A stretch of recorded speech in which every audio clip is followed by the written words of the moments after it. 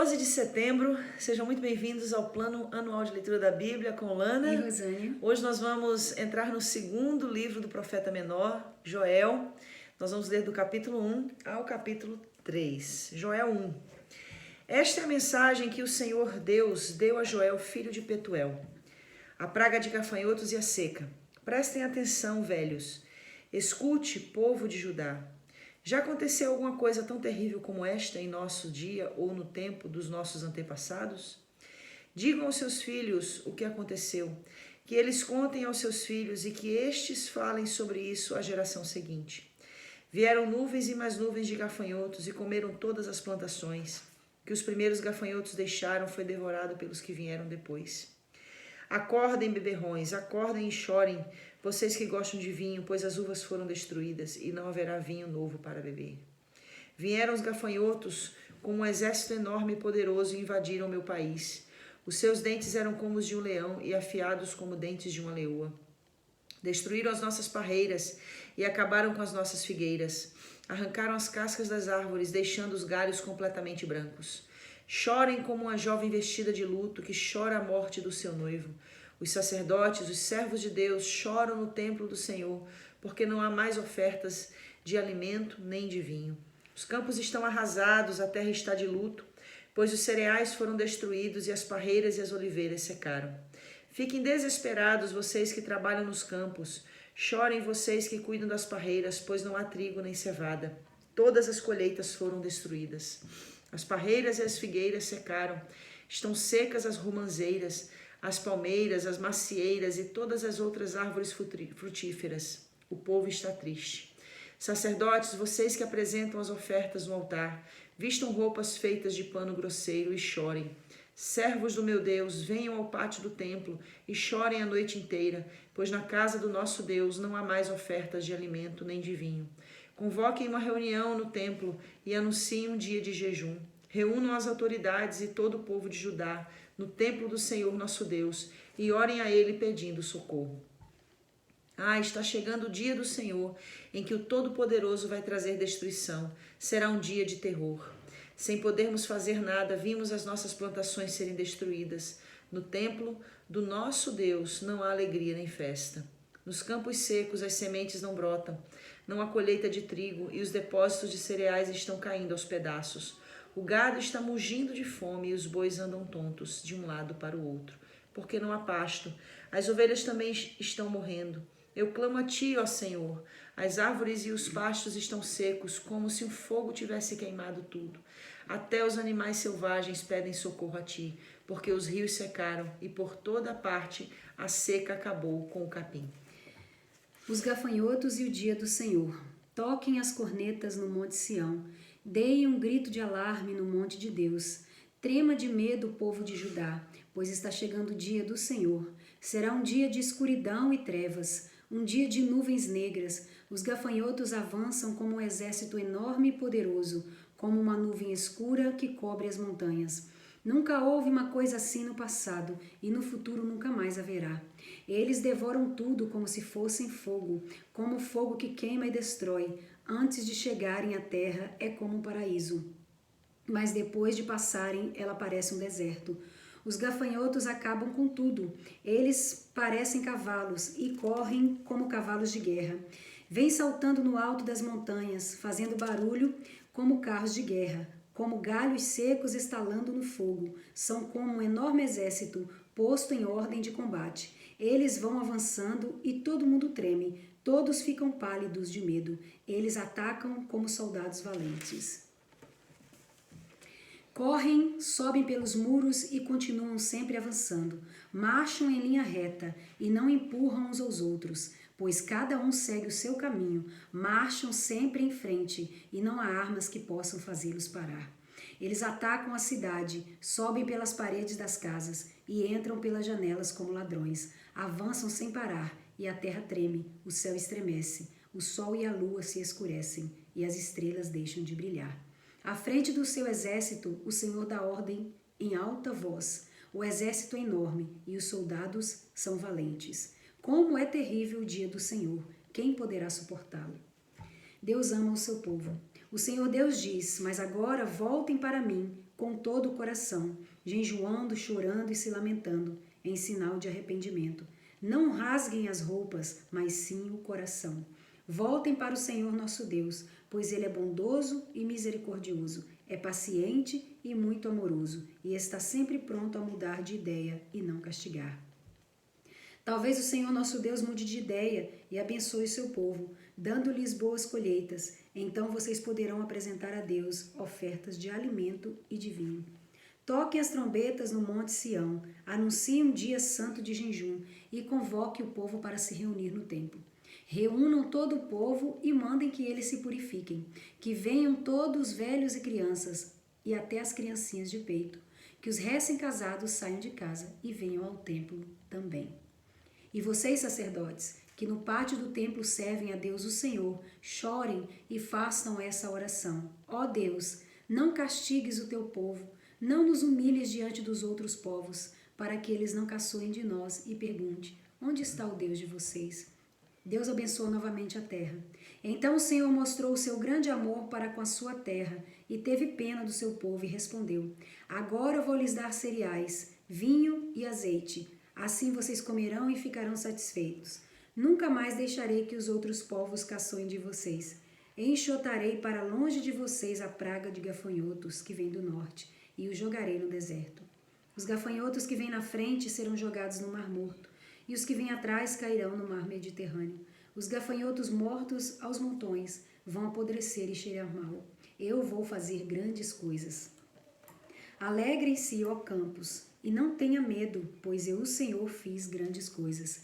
Animais selvagens, não fiquem com medo, pois o capim vai ficar verde, e as árvores darão frutas, e haverá muito figo e muita uva. Alegrem-se, moradores de Jerusalém, pois eu, o Senhor, o Deus de vocês, fiz grandes coisas. Eu lhes dei chuvas no tempo certo, as do outono e as da primavera, muita chuva, como no passado.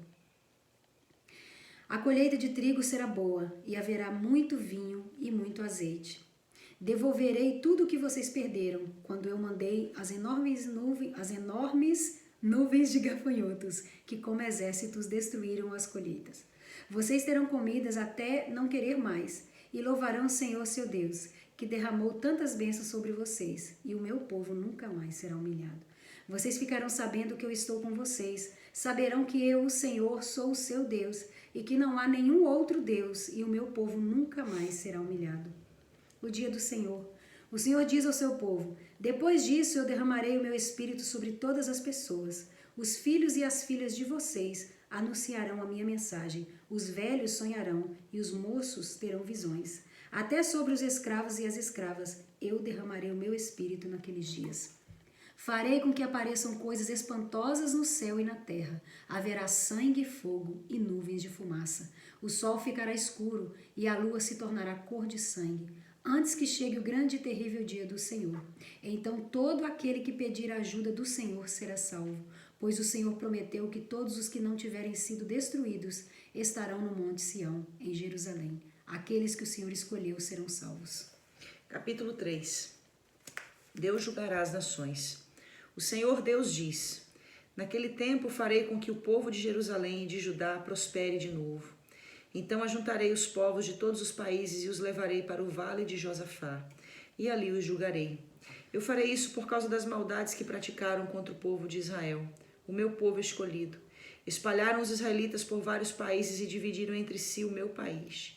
Tiraram sorte para ver quem ficava com os prisioneiros do meu povo. Venderam meninos e meninas como escravos e gastaram dinheiro com prostitutas e com vinho. Povos de Tiro e de Sidom e de toda a Filisteia, o que é que vocês querem de mim? Estão querendo se vingar? Se é isso que querem, então eu também estou pronto para me vingar de vocês. Pois vocês roubaram a minha prata e o meu ouro e puseram toda essa riqueza nos seus templos. Vocês levaram o povo de Judá e os moradores de Jerusalém para longe de suas casas, para longe das suas terras, e os venderam como escravos aos gregos.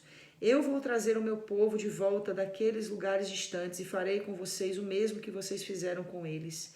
Farei com que os filhos e as filhas de vocês sejam vendidos como escravos ao povo de Judá, que os venderá aos sabeus, povo de um país que fica muito longe daqui. Sou eu, o Senhor, quem está falando. Anuncie isto às nações. Preparem-se para uma guerra santa. Chamem os soldados, que todos eles se apresentem e se aprontem para a batalha. Transformem os seus arados em espadas e as suas foices façam lanças. Que os fracos digam que são valentes. Venham depressa todas as nações vizinhas e reúnam-se no vale. Que até os pacíficos virem soldados. Prepare-se, povos de todas as nações, e venham para o vale de Josafá, pois ali eu, o Senhor, vou julgar todas as nações vizinhas. Os pecados dessas nações são tantos que elas vão ser cortadas como o trigo maduro no tempo da colheita. Elas vão ser pisadas como as uvas são pisadas nos tanques até o vinho derramar. Multidões e multidões enchem o vale da decisão. Está perto o dia do Senhor, no vale da decisão. O sol e a lua ficam escuros e as estrelas deixam de brilhar. Deus abençoará o seu povo. Do monte Sião o Senhor fala alto. A sua voz parece o trovão. De Jerusalém ouve-se o estrondo da voz de Deus. E os céus e a terra tremem, mas ele defende e protege o povo de Israel. Deus diz ao seu povo: assim vocês vão ficar sabendo que eu sou o Senhor, o Deus de vocês. Eu moro em Sião, o meu monte santo. Jerusalém será uma cidade santa e os estrangeiros nunca mais a conquistarão. Naquele tempo, os morros estarão cobertos de parreiras. Haverá vacas pastando por todos os montes e muita água vai correr nos ribeirões da terra de Judá. Do meu templo sairá um rio que regará o vale das acácias. O Egito ficará abandonado e Edom parecerá um deserto, pois eles invadiram a terra de Judá e mataram pessoas inocentes. Eu vingarei a morte dessas pessoas e castigarei os culpados, mas sempre haverá gente vivendo em Judá e em Jerusalém. Eu, o Senhor, morarei no monte Sião. Lemos um livro todinho. Sim, hoje nós acabamos o livro de Joel. Nós vamos fazer em 2 dias, Obadias em 1 dia. Obadias só tem um capítulo. Olha! É que nem Judas, a carta de Judas. E aí esse mês a gente conclui os profetas menores e esse mês a gente já entra no Novo Testamento. Olha que maravilha. A gente percebe no livro de Joel que Deus derrama sobre o povo um juízo que vem através de uma nuvem de gafanhotos, né? Os devoradores. Os gafanhotos são esses devoradores que destroem a colheita do povo. Só que a gente percebe que tudo isso que Deus fez, ele fez com o intuito de trazer o seu povo para ele. Ele fala no capítulo 2, no versículo 12, o Senhor Deus diz: mas agora voltem para mim com todo o coração, jejuando, chorando e se lamentando. E aí eu achei lindo que ele fala no versículo 13: em sinal de arrependimento, não rasguem as roupas, mas sim o coração. Ou seja, não use de um cerimonialismo para se chegar a mim, mas que seja de verdade, que seja na alma, que seja no espírito, essa disposição realmente de se arrepender. E aí depois a gente tem o Senhor trazendo o que é que vai acontecer como consequência desse arrependimento. Eu não vou falar mais porque eu sei o que você quer falar. Na verdade, eu quero que você fale, na verdade, mas esse 28 do capítulo 2, ele é muito conhecido, né? Sim. Muito conhecido. O Senhor diz ao seu povo: depois derramarei do meu espírito sobre todas as pessoas. Os filhos e as filhas de vocês anunciarão a minha mensagem. Essa menção aqui, ela tá muito nos nossos corações. A gente faz músicas, né? Mas assim, eu queria que você falasse um pouquinho sobre esse fator de os velhos sonharão e os moços terão visões. Que muitas pessoas, às vezes, elas cantam sobre isso, pregam sobre isso, mas não entendem exatamente quando foi esse tempo, mais ou menos, que ele está profetizando. Você acha que é o tempo de hoje ou é no tempo de Joel? Na realidade, essa profecia de Joel, ela é uma profecia que se cumpre em Atos 2. Inclusive, quando Pedro fala sobre o derramar do Espírito, porque as pessoas vendo os homens cheios do Espírito, né, as pessoas falando em diversidade de línguas, eles chegam a dizer que eles estão bêbados. Aí Pedro fala assim: homens, eles não estão bêbados, mas aqui se cumpre o que disse o profeta, Joel, que derramarei do meu espírito sobre toda a carne. Então Pedro vai em Atos 2 e cita Joel, esse mesmo versículo. Agora, por que essa profecia ela fala que Deus derramará do seu espírito sobre toda a carne? Porque nós estamos falando de um contexto em que o espírito só repousava sobre 5 pessoas em específico: sacerdote, levita, reis, juízes e profetas. Que coisa, né, gente? Era somente sobre essas pessoas. Aí quando o Senhor diz que derramará do seu espírito sobre toda a carne, e ele quebra tudo quando ele fala que os filhos, as filhas profetizarão. Mas já estava apontando para Cristo, né? Já estava apontando para o derramamento do Espírito em Pentecoste. Exato, através, no caso, Jesus já tinha vindo, Sim. né? E então estava apontando para Cristo. Joel já estava, de certa forma, também fazendo a mesma coisa que os outros profetas fizeram. É uma profecia messiânica que fala na realidade do resultado da morte e ressurreição, a ascensão, porque o Espírito só vem depois que Jesus vai. Né? Então, ele está falando exatamente sobre isso. E quando ele diz, os vossos filhos e as vossas filhas profetizarão, aqui está escrito... Os velhos sonharão, os moços terão visões. Isso, então ele está dizendo que toda a carne, todas as pessoas vão viver o derramar do Espírito. E o mais lindo é quando ele diz, até os escravos e as escravas. Ou seja, até sobre os servos e as servas eu derramarei do meu Espírito. É um dia em que não haveria preferitismo. Exatamente. Todos experimentariam a efusão. Esse tema aqui, essa passagem fala da efusão do Espírito, do derramar. Só para a gente fechar, farei com que apareçam coisas espantosas no céu e na terra. Haverá. Isso aqui aí já fala dos finais dos tempos. Para você ver como são as coisas. Um capítulo, né, já diz coisas assim, além do tempo dele, né? Sim. Porque muitas dessas coisas estão acontecendo agora, ou algumas ainda não aconteceram. Sem sombra de dúvida. Inclusive, eu quero até alertar, né, a galera que está assistindo esse devocional, a gente nunca imaginou, embora a Bíblia fale que quando a paz, vai vir uma sensação de falsa paz. Eu vou te falar uma coisa que talvez você não saiba, mas o Trump, ele está, inclusive... Estão se sugerindo, né, do Trump concorrer aí ao Prêmio Nobel da Paz. Por quê? Porque agora, essa semana agora, nesse mês agora que a gente está passando, Trump, ele foi a ferramenta para se assinar vários tratados de paz nos países do Oriente Médio. Então imagina, os países do Oriente Médio, eles estão fazendo tratados de paz. Jerusalém está fazendo tratados de paz com a Palestina, ou seja, países que estão em guerra desde quando o mundo era mundo. Então agora, o que a gente viveu a vida inteira esperando, nesse último mês, aconteceu. Quem diria? Então o que a gente está vendo? A gente está vendo exatamente o cumprimento das profecias. Parece que tem paz. Ou seja, Jesus está voltando. Jesus está às portas. Gente, meu Deus, atenção, porque Deus está bradando. Sim. E que época oportuna para nós lermos toda a Bíblia, né? É verdade. 2020, eu posso dizer que amadurecimento é a palavra. Comprometimento é a necessidade. Oração é a urgência.